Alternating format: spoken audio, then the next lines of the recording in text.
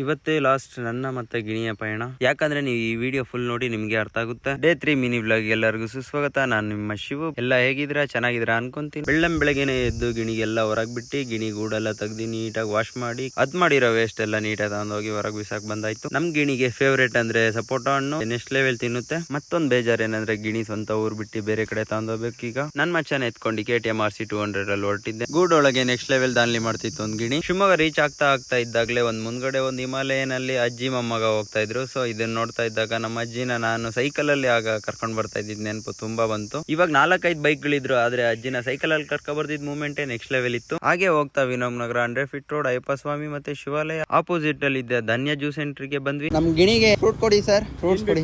ಪಾಪು ಗಿಣಿ ನೋಡ್ಬಿಟ್ಟು ಅವ್ರ ಅಮ್ಮನಿಗೆ ನನ್ಗೊಂದ್ ಗಿಣಿ ಕೊಡ್ಸಮ್ಮ ಅಂತ ಕೇಳ್ತಾ ಇತ್ತು. ಪಾಪು ಆಲ್ಮೋಸ್ಟ್ ಎಲ್ಲಾ ವೆರೈಟಿ ಜ್ಯೂಸ್ ಗಳು ಸಿಗುತ್ತೆ. ಪೈನಾಪಲ್, ಗ್ರೇಪ್ಸ್, ಕರ್ಬೂಜ, ಆರೆಂಜ್, ವಾಟರ್ ಮಿಲನ್, ಚಿಕ್ಕು.